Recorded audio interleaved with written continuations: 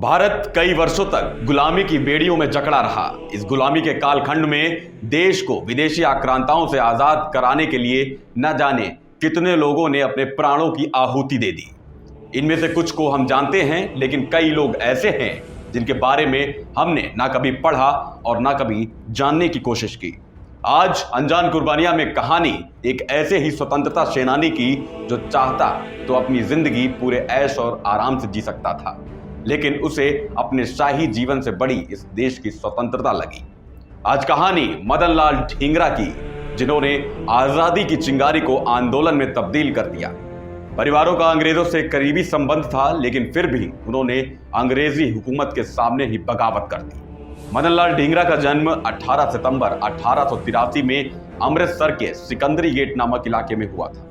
उनके पिता पेशे से सिविल सर्जन थे और अंग्रेजी अधिकारियों के करीबियों में माने जाते थे, तो वहीं उनकी मां भारतीय संस्कृति का पालन करने वाली एक आम सी महिला थी।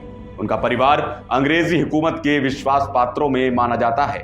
उनके यहाँ अक्सर बड़े बड़े अंग्रेजी शासन के अधिकारियों का आना जाना लगा रहता था। ऐसे परिवार में पलने वाले मदन लाल ढींगरा बचपन से ही अंग्रेजों के द्वारा किए जा रहे कुकृत्यों के खिलाफ थे। उन्होंने लाहौर कॉलेज से भी इसलिए निकाल दिया गया क्योंकि वो अंग्रेजों को भारत से निकालने के लिए अक्सर कुछ ना कुछ किया करते थे। उन्होंने लोगों के बीच जाकर आजादी की अलग जगाने का भी काम किया। उनके इस स्वभाव से तंग आकर परिवार से रिश्ता नाता तोड़ लिया और उनसे किनारा कर लिया। जीवन यापन के लिए ढींगरा ने लंबे समय तक तांगा चलाया, लेकिन आजादी की जंग को उन्होंने निरंतर जारी रखा। मुंबई में कई महीनों तक रहने के बाद उनके बड़े भाई ने उन्हें उच्च शिक्षा के लिए इंग्लैंड जाने का प्रस्ताव दिया। इसके बाद मदन लाल ने साल 1906 में यूनिवर्सिटी ऑफ लंदन में दाखिला ले लिया। उनके दाखिले में भाई के अलावा कई क्रांतिकारियों ने मदद की थी। लंदन तो वो उच्च शिक्षा के लिए गए थे, लेकिन उनके जीवन का सबसे बड़ा मोड़ वहां पहुंचकर हुआ।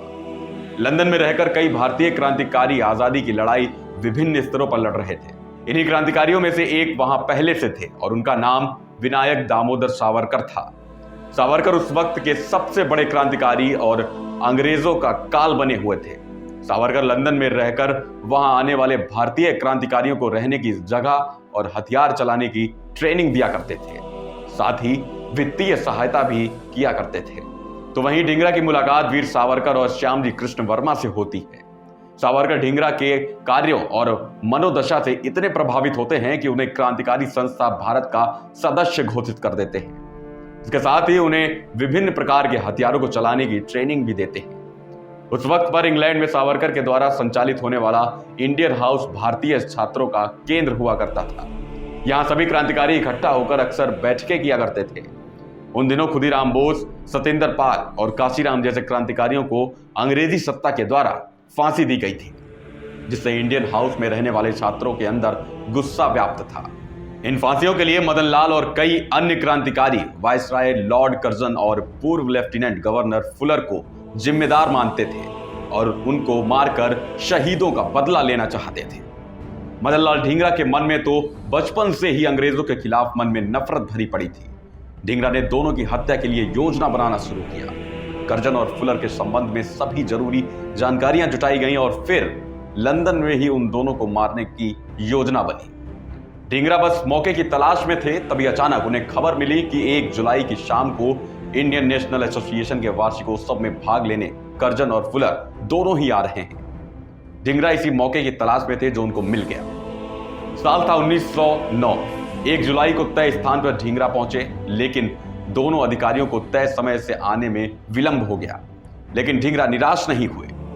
भारत सचिव के राजनीतिक सलाहकार विलियम हट कर्जन वाइली अपनी पत्नी के साथ उसी आयोजन में आने वाले थे। जैसे ही ढींगरा ने उन्हें अंदर घुसते देखा, ढींगरा ने वाइली के चेहरे पर लगातार 5 गोलियां चला दी। इनमें से 4 निशाने पर लगीं और वाइली की मौके पर मौत हो गई।